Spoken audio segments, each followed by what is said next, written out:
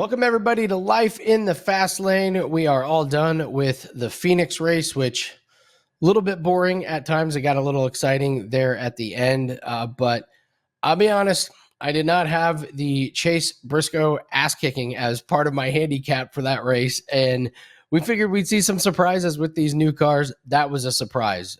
He dominated in the second half. He was good on the short runs. He was great on the long runs. That just kudos to that team, because that car setup as they adjusted it throughout the race was really, really spectacular. So congratulations to him.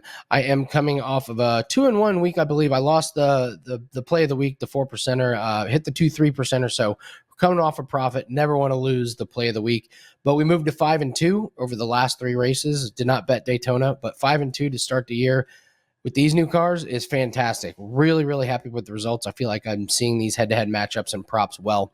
So we talked about Phoenix, and we talked about Chase Briscoe. William Byron wins stage one. Ryan Blaney wins stage two. Blaney easily has the best car through the first two stages, and we just see the power of these crew chiefs and teams that have their act together. You make adjustments, and all of a sudden Chase Briscoe comes alive at the end. So let's do the Stenhouse Award. This is the Unforced Error Award, or the funniest moment. Not too many this week. I will start with Blaney and Hamlin get caught speeding on the competition yellow. And it was funny because they were both following the other.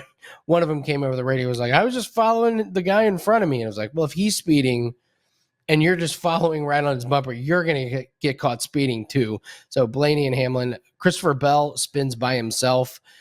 I was not too disappointed with that because we were fading Christopher Bell this week. But he spins by himself, wrecks his car. The winner has got to be Eric Jones. He wrecks late again. This is 2 weeks in a row. He wrecks by himself to bring out a late caution. I don't know if he's going to go for the hat trick this week, but Eric Jones, like, come on, man. You're doing great the entire race, and then you can't hold it together for the last few laps. I don't know. Maybe NASCAR is coming over the radio to him and asking him to bunch up the field here, so go on a spin. So probably not. So congratulations to Eric Jones. You're the winner this week of the Stenhouse Award. We are moving to Atlanta, but I want to go over this, and I think this is going to help us throughout the year. So we have the restrictor plate race, which I do not take into account when I do my handicapping.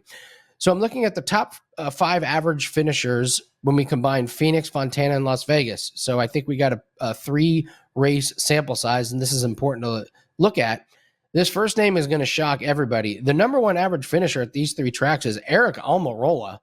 So that team has put it together, and they're patient throughout the race. You see his car get better throughout the race, and all of a sudden there he is in the top 10. So great work by them. Kyle Busch is next, followed by Kevin Harvick. Another name I would have been surprised to see if there was Kurt Busch.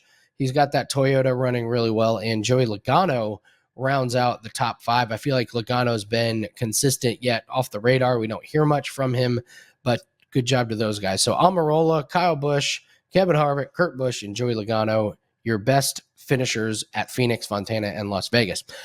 We're going to Atlanta. It's a really fast track, 1.5 mile. It's a cookie cutter. Fords have dominated the wins here recently. They won 5 straight until Kurt Busch snapped the streak last year, winning in his Chevy. I will forever remember that race because I had Chevy to win that. As the Hendricks cars were tearing it up, I had a big bet, and the Hendricks cars did not win. We took Chevy, and Kurt Busch cashes it. But traditionally, this is a Ford type of track. Kevin Harvick has the best driver rating at this track the last 10 years. But be careful with Harvick. The last 2 races here, he rated 13th and 10th. So not nearly as dominating the last 2. However, they're in the new cars. He's been running good. 3rd best average finish in those 3 tracks we mentioned earlier. So he's probably a guy you're going to be betting on this week. It's just an open the throttle type of racetrack. You can compare Las Vegas. You can compare Fontana. That's 2 of the tracks I'll be looking at when I'm handicapping this race. Let's do new cars update. Who are the teams that are struggling and the teams not struggling? Hendricks kind of came down to earth this week. Nobody finished inside the top 11. However, at one point they had 3 inside the top 5. Byron was good early. Chase Elliott had his moments.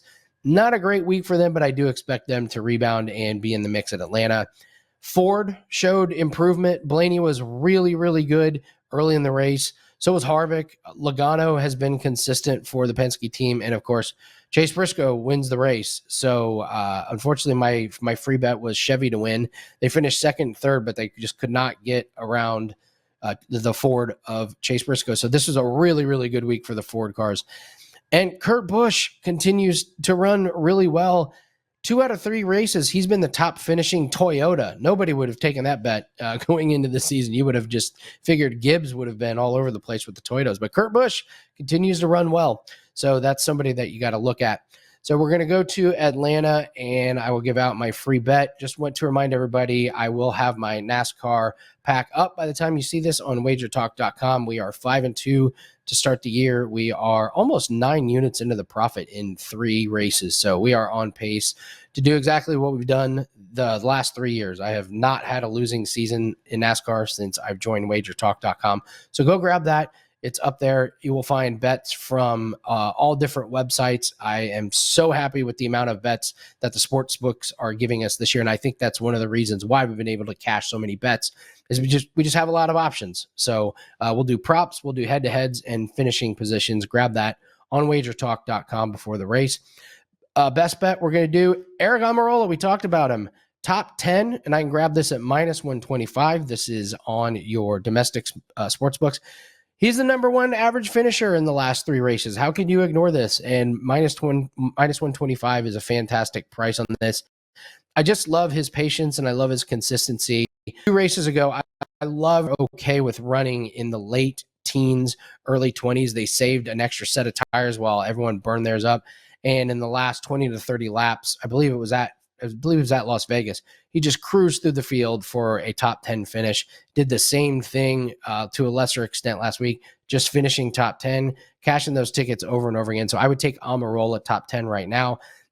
This line is going to drop if he practices well or qualifies well. So go ahead and take him. His cars look good on the cookie cutters. Atlanta is similar to Fontana, Las Vegas, where he's had success. So that is your best bet for this race. Aric Almirola, top 10. Go grab my NASCAR package that is up on WagerTalk.com. We've been cashing tickets the last 3 races to get the season off to a great start. Good luck. Hope everyone has a great weekend. Let's have a lot of fun and a profitable race at Atlanta. And I will see you next week. Life in the Fast Lane.